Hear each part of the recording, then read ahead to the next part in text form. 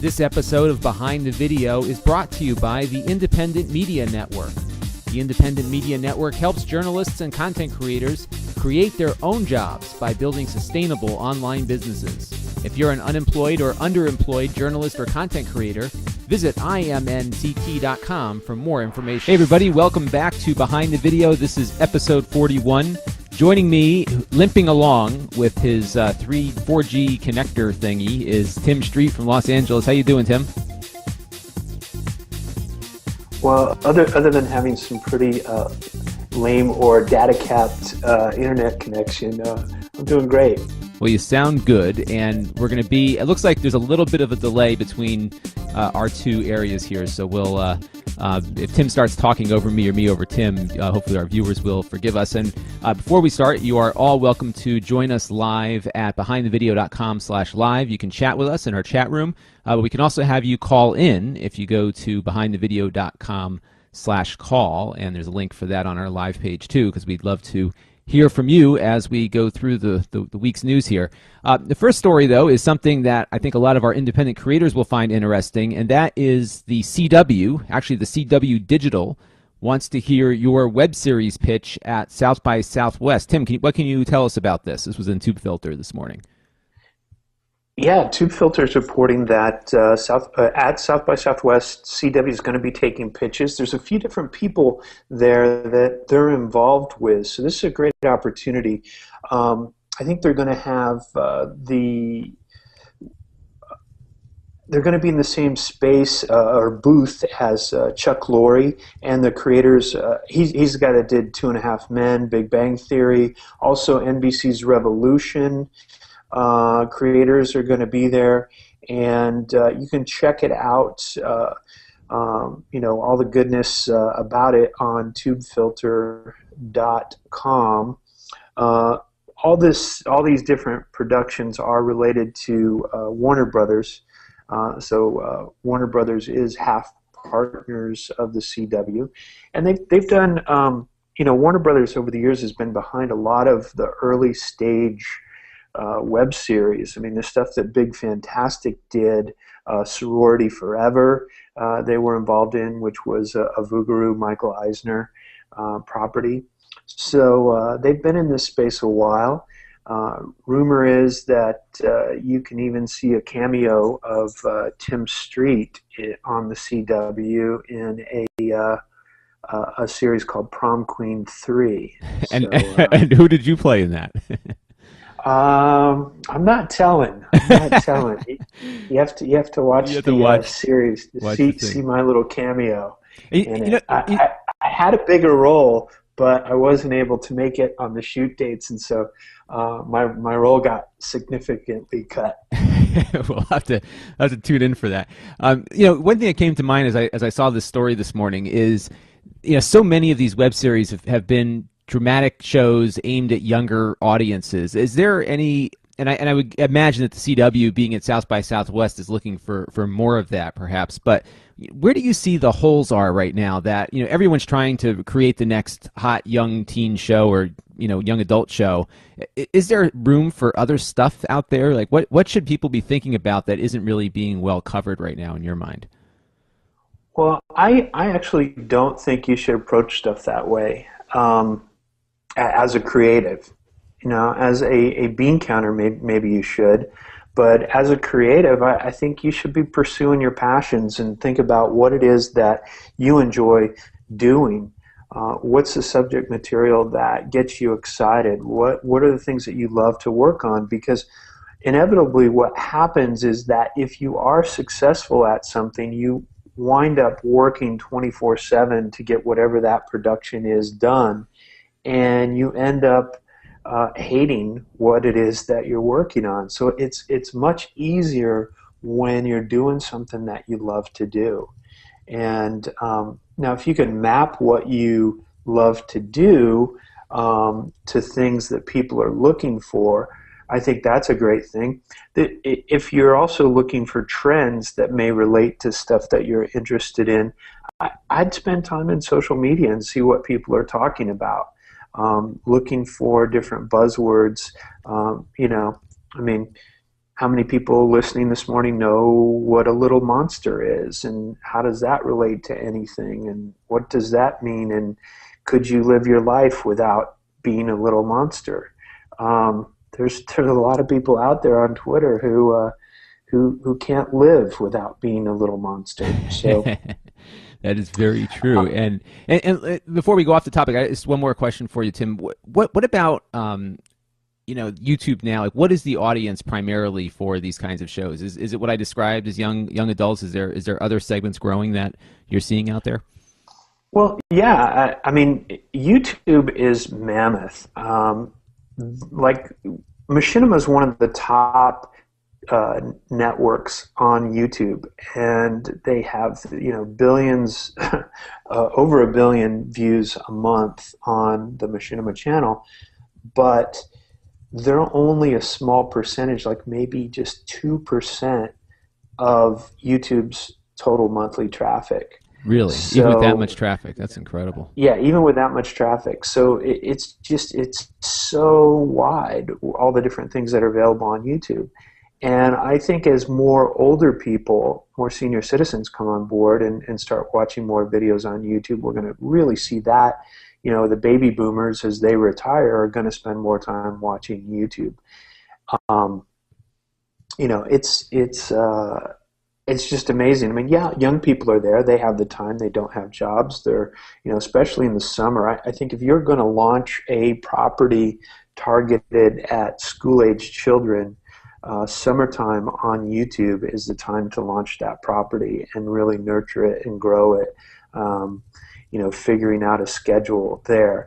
And then at the end of the summer, probably sticking out a video on a Thursday, so that it builds momentum by the time the weekend's there, so that the kids will find it on the weekend. So new episodes on Thursday during the school year. That sounds like a good idea for attracting those folks. And we're going to talk later on in the show about some of the conferences to go to if you're trying to start a show, and which ones maybe to avoid or just what to look for. But we'll talk about that in a little bit. But first things first, though, Tim, the broadcast shows of the week. No surprise on number one, but number 5 was American Idol with 5.2 million viewers. It's been striking to me, and we've been following this for quite a while now. The amount of viewers who are flocking to cable lately, it just seems like cable is doing as well as broadcast is. And is it because broadcast is getting more disambiguated, or is it just more people finding cable shows? I think that there's a transition going on in that cable went after programming that network television didn't want to do anymore, for budgetary reasons or whether or not it just didn't appeal to them. And so we're really seeing an uptick in that investment on cable's part. You look at how they've invested in dramas and how dramas have gone away. They've also invested in these reality shows that you don't need to pay attention to the overall story to tune in. You can watch an episode of Storage Wars or Pawn.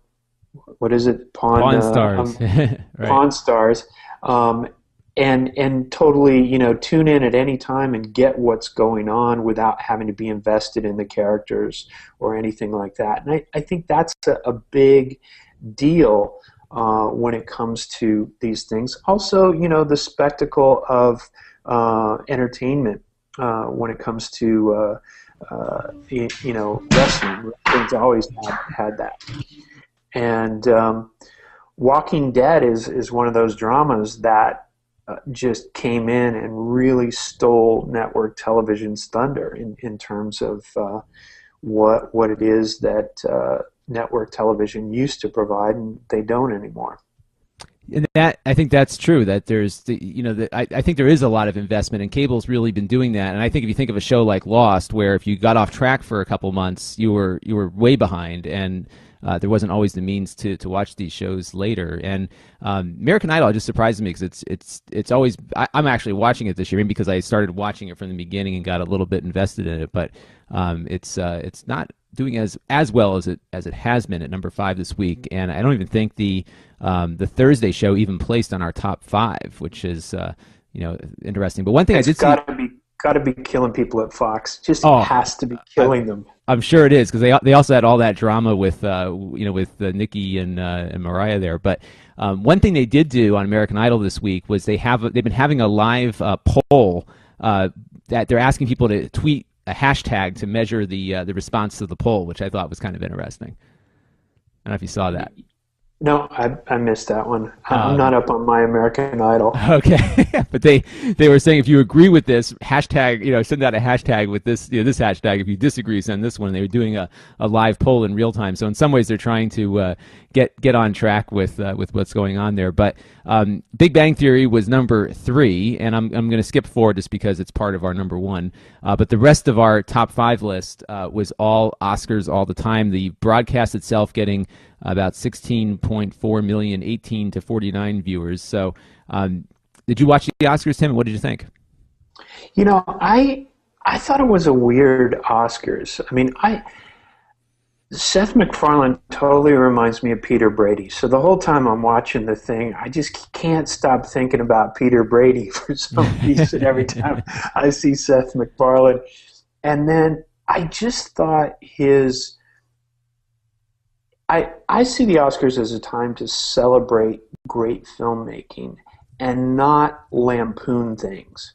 I'm okay with a funny joke here and a little dig there, but it felt more like a roast. And I didn't really enjoy that. I felt that there's a time and a place for that, and the Oscars for me is not it.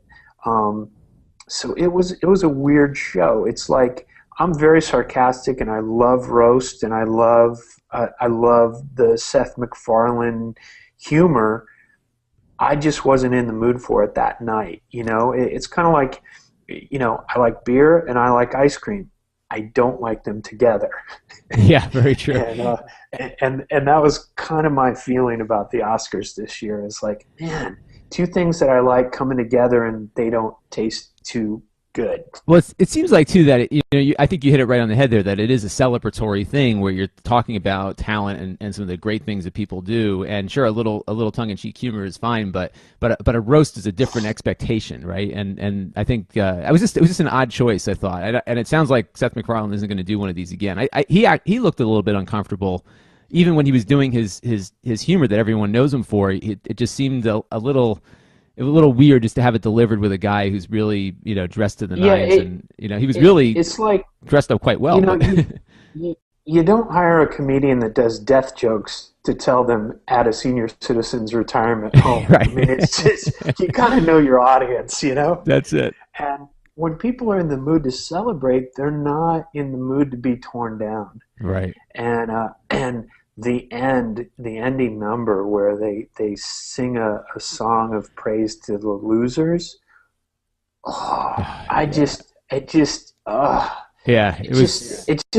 It just felt all wrong. I mean, could you imagine the coaches at a kid's soccer game coming out and singing a song to the losers about all the kids that, I have no problem with poor taste. It's just during the Oscars, it's just wrong. It kind of felt like the Hunger Games to some degree, And like if Comedy Central had done counter programming, and that was the show that played on Comedy Central, that would have been awesome. Right. But this was not the time. And there was something that did happen too, because there was a group of, and we talked about these folks a week or two ago. There was a group that was quite upset over how they were treated at the Oscars, and that was the visual effects artists. And we've been talking about Rhythm and Hughes, who is in the throes of bankruptcy right now, partly due for what we talked about last week or the week before, that Hollywood tends to beat up its vendors to such a degree that it's almost impossible for them to fund these projects on credit, essentially, waiting for those checks to come in from the studios. And there was a shout out to Rhythm and Hughes when there was an award being given out, and they played them off with Jaws music and interrupted their their support of the visual effects artists, which actually led to a protest on the spot, right? Did you hear about this? Well, or was I this think planned ahead of time? I think the protest was planned well in advance. I don't think you could assemble that many people outside. It's hard to get anywhere near the Oscars. It's, you have to park like almost a mile away and walk to get anywhere near it. And even if you walk there, you're still a block away from the building. So it's ridiculous to think that you could have a protest that would be noticed if it wasn't for social media. But I do believe there were a couple different things going on there. One, they have a time limit on their acceptance speech. They didn't get to Rhythm and Hues until they were close to their time limit, and that's why the Jaws music came on. I don't think it was anything to do with the content of what they were saying. It was just a poor timing thing, in my opinion.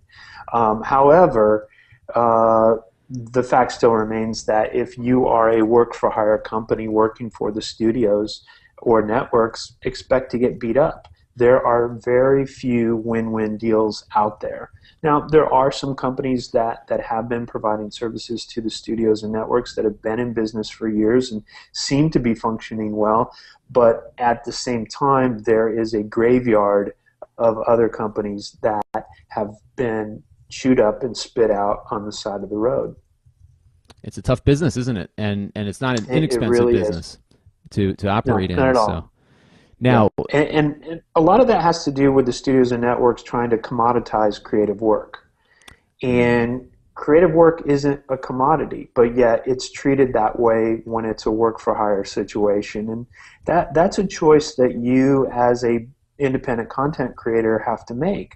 Do you want to work and create something do you want to do somebody else's dirty laundry and not get to enjoy it, not get to wear the clothes, not get to sleep in the sheets? Or do you want to do your own laundry and get to wear those clothes and get to sleep in your 1,000 thread count sheets in your nice king-size bed or not? Right. So choice is yours. Choice is yours. And to some degree, if you go the independent route right now, there might be a short-term, perhaps, financial penalty there, but in the end, you might end up more influential than you can imagine. So it's a interesting time, especially for people if you're able talent. to build a library.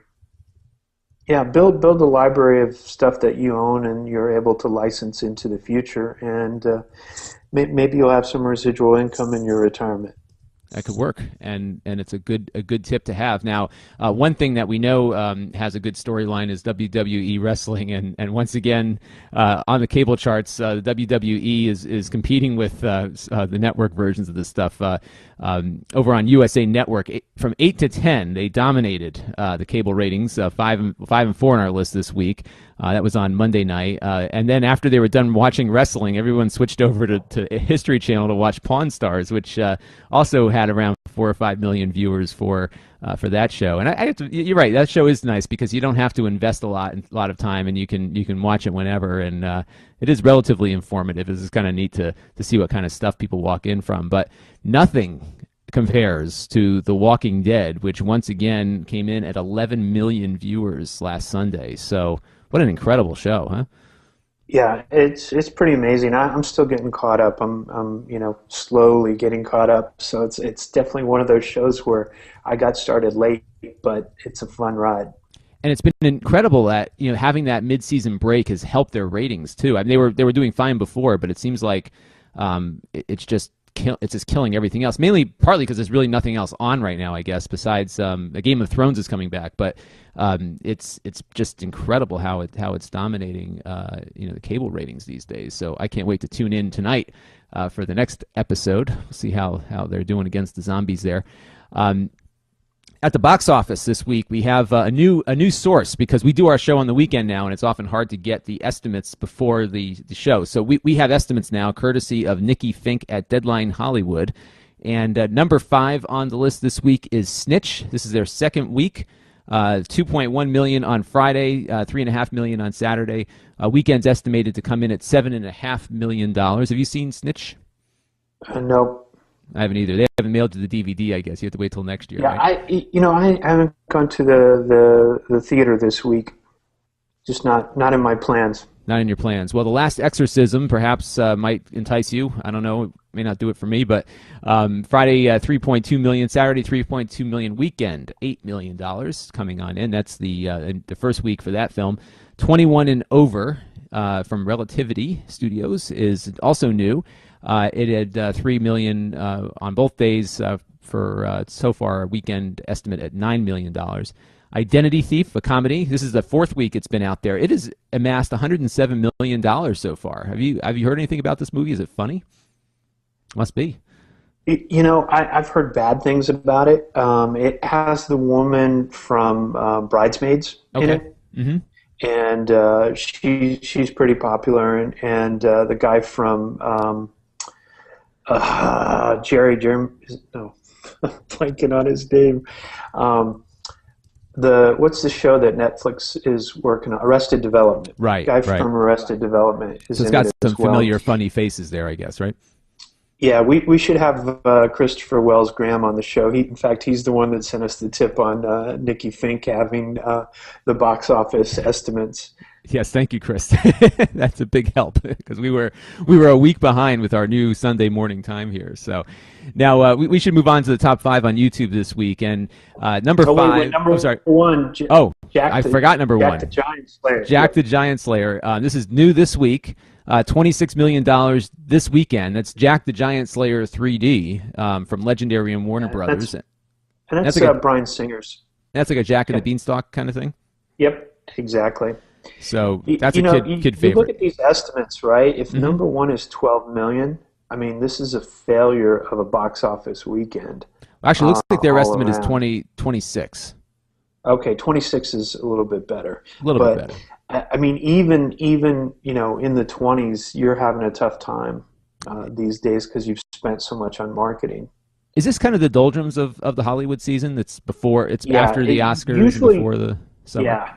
Yeah, it really is. I mean, January, February, March, not a lot of big movies come out. You know, you do get the Oscar-nominated films that come back into theaters and hopefully can pick up a little bit extra coin with people going to see them. But this seems to be a time to dump your stinkers this time of year. It's just, you know, I mean, like weekends like this, people are dealing with stuff like, you know, college applications, high school applications. There's all kinds of craziness going on in people's lives that they don't go to the movie theaters right now. And they, you know, just had Valentine's Day, which was a big date movie night. But other than that, it's not a time, and it's cold. The weather really affects box office as well. If you have snow, rain, not so good for the box office. Yeah, I'm not leaving my house today. It's too freaking cold out there. It's up here in the Northeast, we get really just tired of the weather because it becomes just so cold and gray constantly that you just don't want to leave until April. Well, maybe you should work on some visual effects of sunny beaches. I should do that. I replace all my windows with 4K displays of Hawaiian beachfront. That's what I will work on. I can make my money doing that. Next up on our list, speaking of people making money, it's the YouTube charts. And I almost feel like this is kind of like an obligatory thing that everyone had to watch it to see if it was as catchy as her original song. Carly Rae Jepsen, Tonight I'm Getting Over You. And I watched it. It wasn't as good as Call Me Maybe. So I don't think we're going to see a lot of no good. No good. So that 4.4 million she got, that's it. It's done. Number 4. This is great. I don't know if you saw Jennifer Lawrence trip on her way up to the Accept Her Award. Absolutely. She's awesome. And she gave probably one of the best press conferences I have ever seen in any industry, and that was her post-Oscar presser with all of the members of the press there. And what did you like about it? I just like the fact, you know, and I think she, in her way, she was able to show just how stupid and superficial some of these questions are. Like the one guy who asked her, you know, have you peaked too early? She goes, I hope not. Jeez, you know, or the other one about, you know, how did you get ready for the Oscars? She goes, well, I took a shower. I tried the dress on, I put my makeup on, and then I went to the Oscars. You know, it was you know, it's funny because a lot of times you hear all the name dropping of the stylist and this and that, and Yeah. to some degree, I think she's found herself. And look, let's face it, she knows that being herself is working for her. She doesn't gaffe to the extent that a lot of people would if they just say what's on their mind. And there's a certain charm to her realness, I guess. And I think it also speaks to just how out of touch I think a lot of our celebrities are overly prepared they get, to the point where you can't really understand what planet they're on, let alone what room they're in. So I like that. I don't know what you thought, Tim. She usually talks about her brothers in interviews as well. I've noticed she's always talking about her brothers. Number two, this video was a little disturbing to me. Yes, this was the first lady on the Jimmy Fallon show. I guess they were doing a spoof of that one of the most watched Evolution of Dance, right, which was the most watched video, at least until all the commercial stuff got onto YouTube. And it was the evolution of mom dancing. Yeah. Yep. And Jimmy Fallon's dressed as a mom as well. It was disturbing to see. It was a little disturbing. The first lady doing a music video with a guy in drag. Yeah, It was a little bizarre. It was bizarre. She had fun, though. It looked like it was a fun thing. Yep. Now, I know this next one. It would have been great if it was just her. I think you're right. Jimmy Fallon. I think you're right. I think Jimmy Fallon just kind of, it could have worked without him there. But hey, you know what? He's probably collected a good amount of revenue share from this one. So 13 million views on that as of our press time here. Game of Thrones, Tim, your favorite show, right? Or one of them? Yeah, loving it, man. The trailer looks awesome. Season 3 trailer. I did feel that the season 3 trailer, there was something there that was missing. I don't know what it was. Like, it's probably a good thing that I felt that way, because it made me want more. It made me, it didn't satisfy me. So that's what you want in a trailer, right? You want people to tune in. Tune in and get that HBO subscription renewed and tune in for it. And HBO just does these shows right. And I don't think, next to even like something like The Walking Dead, there's not a lot of set changes. There's, they spend a lot of time on character development and whatnot. But HBO is really, in its series, really developed these incredibly diverse worlds. And Game of Thrones is another example of that. And I think back to Rome, which wasn't all that successful, but they spent probably $100 million or more on recreating an ancient Roman city, if you will, and it looks like Game of Thrones is certainly in that ballpark too. The unfortunate thing is the only way you're going to watch this online without a cable subscription is that you're going to be able to see the trailer on YouTube. There's no way to and pirated episodes, courtesy of a Pirate Bay near you. Exactly. Although we should add, if those of you listening, that the 6 strike system has now been activated in the United States, Tim. I don't know if you've been following the news on this. No, 6 strikes? 6 strikes. So there's and this is going to vary by internet service provider. So if you're BitTorrenting things, pay attention, because what's going to happen here is that the studios and the record labels are going to apply something similar to Content ID for torrent. I believe they're focusing just on BitTorrent, which just adds to the absurdity of this whole thing. But they're going to be looking for specific torrent streams that match their content, and they're going to notify the ISPs participating ISPs that this content is being distributed, and we want you to track down anyone who is participating in that torrent feed. And they will then go after people who are uploading portions of that content and give them a strike. When you hit 6 strikes, you have to go to copyright school, and a couple of things can happen during that period of time. Some cable providers and internet providers will slow down your connection. Others will disconnect you completely.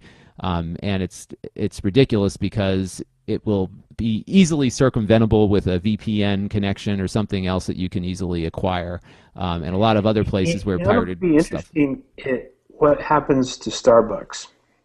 That is interesting. I don't know, and I think they're going to get 6 strikes in every week. Seconds. And actually, though, this speaks to getting your access points locked down at your house, especially if you're in, where you are, Tim. I'm sure there's a million open hotspots everywhere. If you don't have a password on your hotspot and people are connecting to your wireless internet, maybe your neighbor or somebody else, they could be racking up 6 strikes on you. They're not going to know that it wasn't you doing it. They're just going to know that your internet connection was the one responsible. So just be ready for that. And I don't know. I just think this is another ridiculous draconian effort by the studios and the record industry to stop a problem that they could have easily prevented from happening in the first place. And they continue to act like idiots in not letting us buy the things we wish to buy when we want to buy it. But that we've covered often in the past here. So. But we'll see where that goes. But Simon Cowell, Tim, according to TubeFilter, coming back with a Idol show.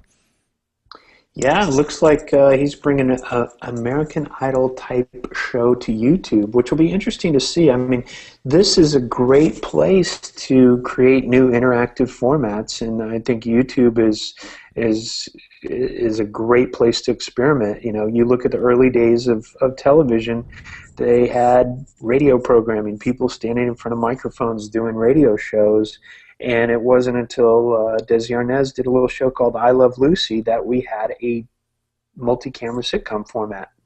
Well, right now, we're taking linear programming and things that look like movies and TV shows and sticking them on interactive devices. We don't yet have interactive show formats, and I think this show that he's creating has the potential for that. Whether or not it'll just be another revamped version of American Idol and won't be using any of the interactivity of social media, which I can't imagine them not having interactivity in it, but who knows? Stranger things have happened. Yeah, stranger things have happened, and it looks like this one is kind of like a mix of American Idol and maybe Candid Camera, where they're doing there. It looks like it's called the U Generation, by the way, and there's like this scene of these young people in it looks like a dorm room set singing to a camera, and all of a sudden the wall disappears and there's Simon Cowell standing there. But I guess March 20th is when this is going to start, and we'll see how this does. But I don't know. Hey, worth the shot, and give Simon Cowell something to do. App of the week, Tim. What do you think? I have got one. Let's hear it. What is it? Well, you know, there was an issue this week with Evernote, which I think we all, you use Evernote, don't you? Yes, Evernote got hacked, or they noticed suspicious activities, something like that. And yes. I'm still having trouble logging back. Like on some of my devices, I can log in, some of them I can't. And I've got so much Evernote stuff connected. It's going to be another couple days before I get all my Evernote up and running again.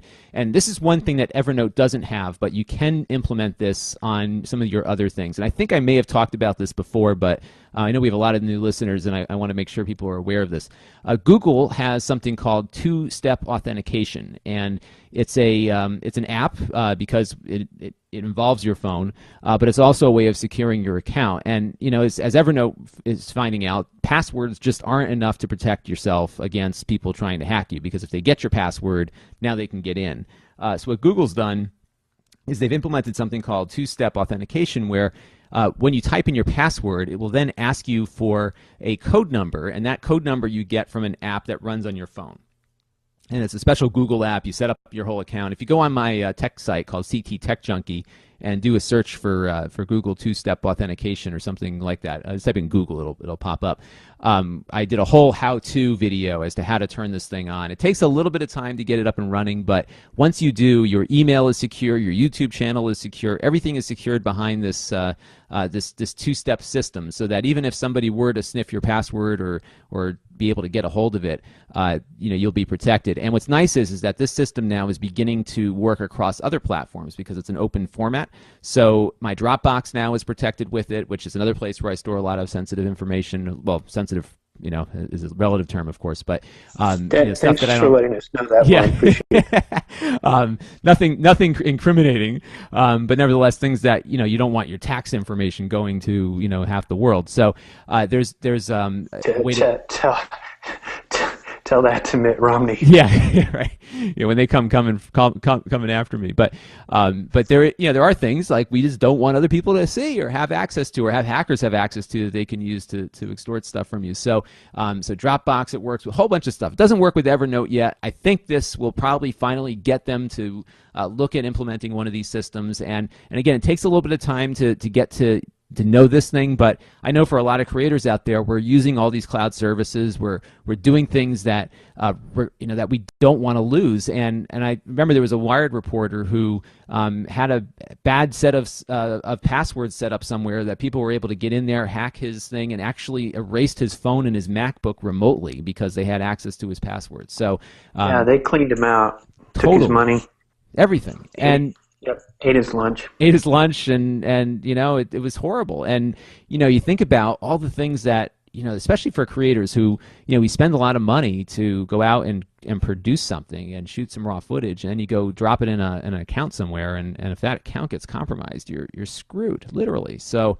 look into this two-step authentication from Google. It is free, and they don't require it, but they really encourage people to use it. And the video I put up, actually some folks at Google wrote to me to say they liked it, and they wanted to make sure that I had turned it, I had reset it before they started sharing it with other people, because they didn't want to have me get hacked as a result. So, but that's my app of the week. Anything you're using this week, Tim, that you're finding interesting? Well, I was playing with Evernote when this stuff all happened.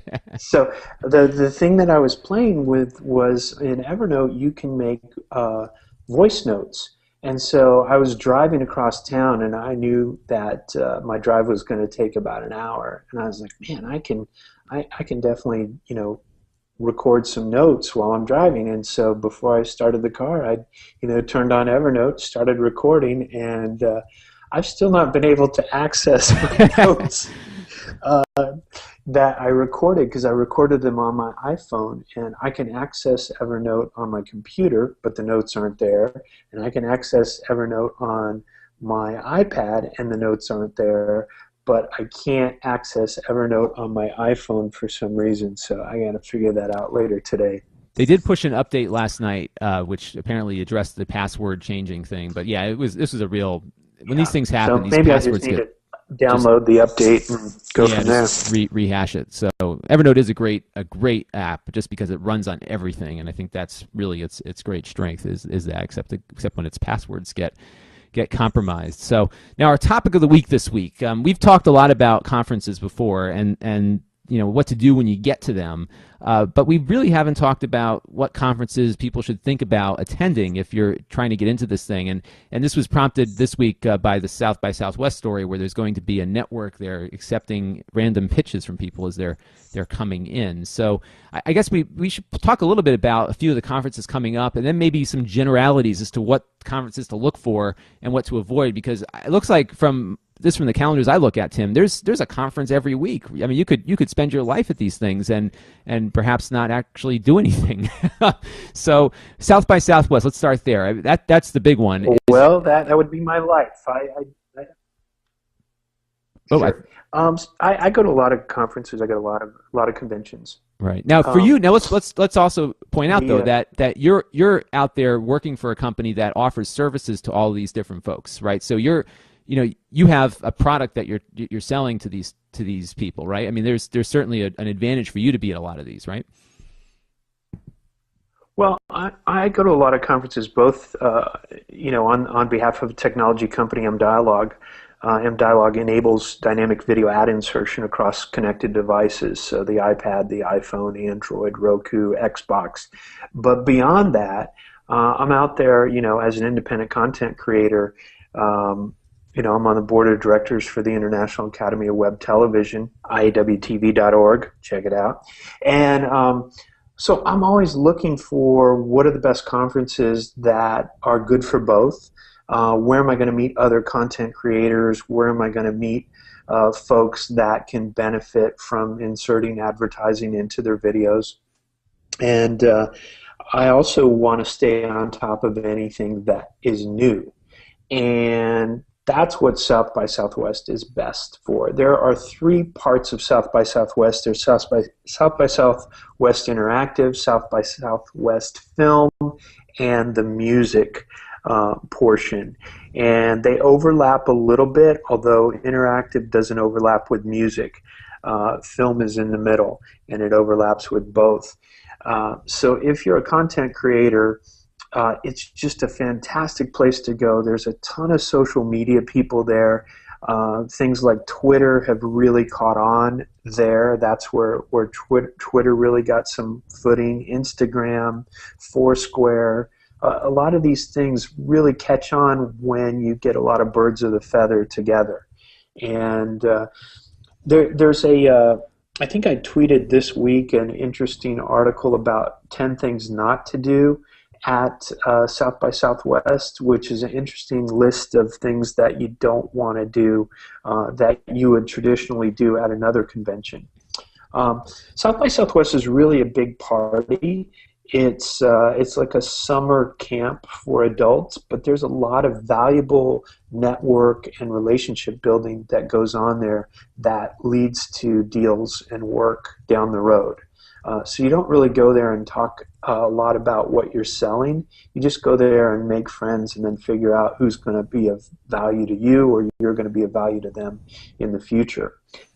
Now, a place where you do want to go sell stuff and learn about stuff that's being sold is NAB, the National Association of Broadcasters. If you're a video person, this is the mecca in the United States of where you go to see the new video, audio, anything that you would use in broadcast television to create shows and distribute them.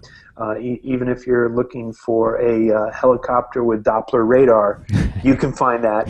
You can buy helicopters with Doppler radar there? There you go. They're right. there. They actually have helicopters on site with Doppler radar for you to check out. So the whole gamut is there of everything from little pen cameras to full-blown video operations systems that can be integrated into your television broadcast center. It's a fantastically fun place.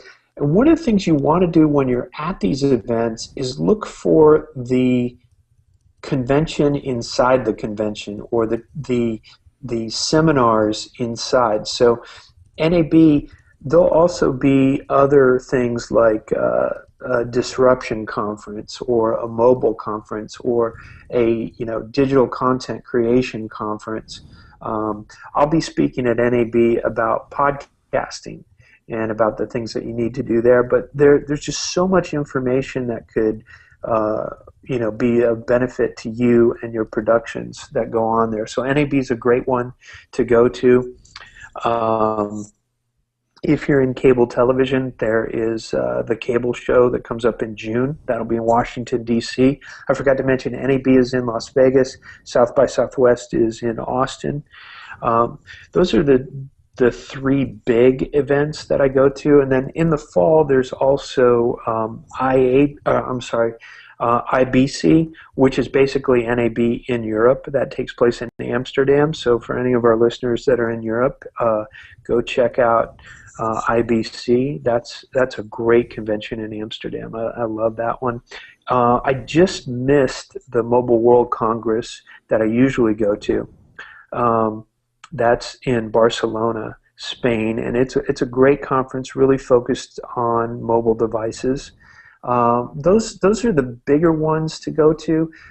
If you're more film centric, you want to make sure you go to Sundance. Even if you don't have a film in Sundance, go there. Try to get into different parties. Try to buy tickets. You'll want to plan ahead and see if you can get passes ahead of time. But go learn the lay of the land, understand how that market works.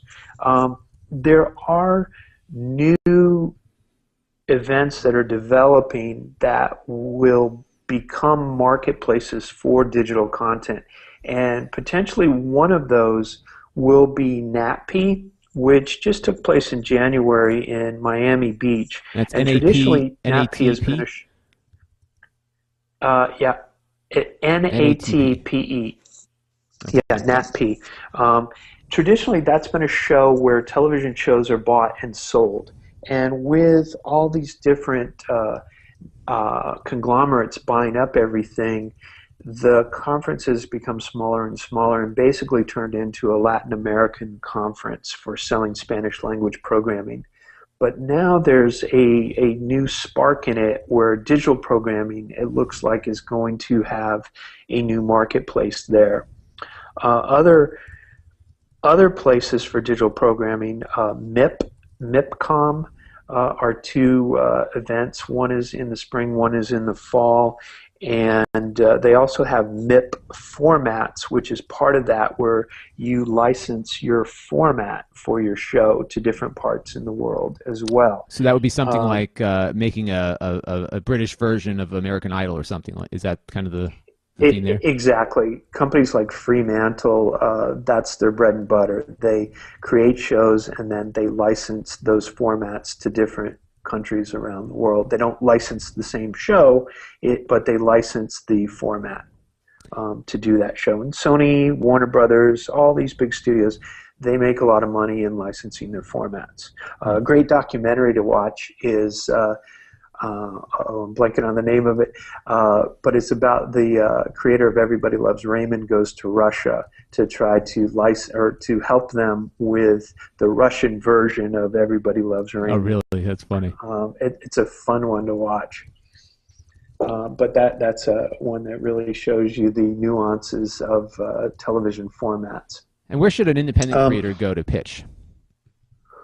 Well, the best thing to do is to go to different events. Like if you're in LA, go to Tube Filter meetups. If you're in, see where there might be an event going on near you, or make a trip to an event.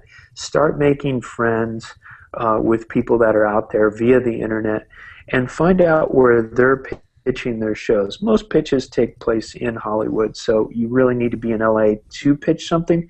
But again, with the internet the way that it is, you don't need anyone's permission. You don't have to go pitch to a studio or a network anymore. You can create your own audience, but you are going to need to pitch to your audience, and you are going to need to pitch to a sponsor, or have the money yourself to make that show. So that could be another topic sometime, talking about pitching and where you should pursue that.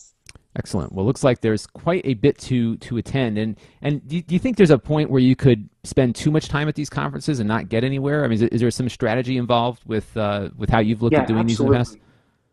Yeah, you need to know what your goals are. What are you trying to do at that event? What's the best thing that's going to happen? And have that goal in mind before you go.